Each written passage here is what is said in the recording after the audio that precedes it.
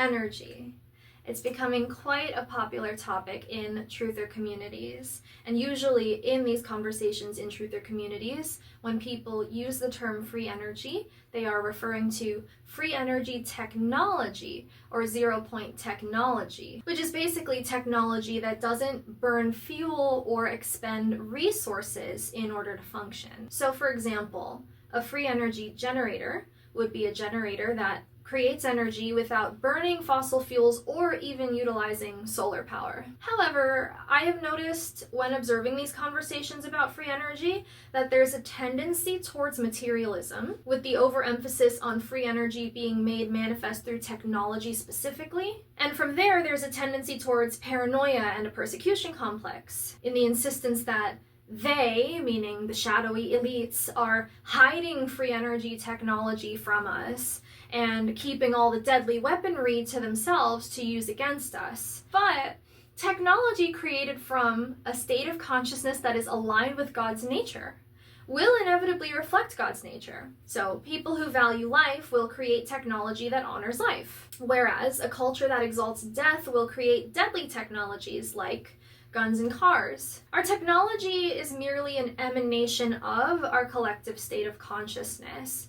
There is no shadowy elite or other to blame for the lack of free energy technology around us. Furthermore, free energy is actually the power of God made manifest to material beings. So for the purpose of this sermon, I'm going to redefine free energy as energy that cannot be limited by time, space, or physical parameters. So, by that definition, miracles are free energy. And miracles still happen to this day. No technology is required. If technology is required to manifest free energy, then it's not free.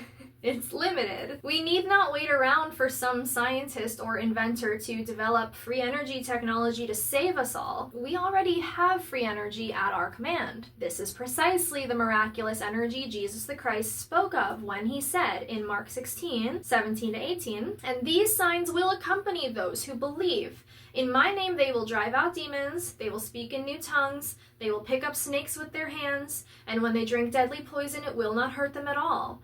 They will place their hands on sick people and they will get well." Particularly that part about spontaneous miraculous healing. He's talking about healing that doesn't require medicine, doesn't require any sort of technology or apparatus, nothing material, nothing external, right? So all the spontaneous healings performed by Jesus the Christ in the Gospels were free energy made manifest without technology. In an undead or unconscious state, it is difficult to imagine an energy so free that it defies the so-called laws of physics. We've come to take for granted that what goes up must come down, that we are bound to this earth by a force called gravity, that all that is real can be quantified. You'll even hear occultists contend that life can't exist without death, that light can't exist without darkness, and destruction is necessary to creation. Ooh, that one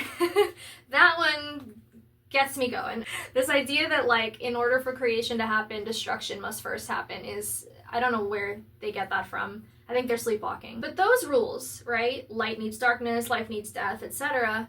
Those rules only apply to this realm that we've fallen down into. The laws of physics are Saturn's laws. They are Satan's laws. In the heavens, however, these silly little material limits do not apply. This is because heaven operates on free energy, or energy that cannot be limited, meaning it cannot be trapped, bound, hexed, controlled, or killed.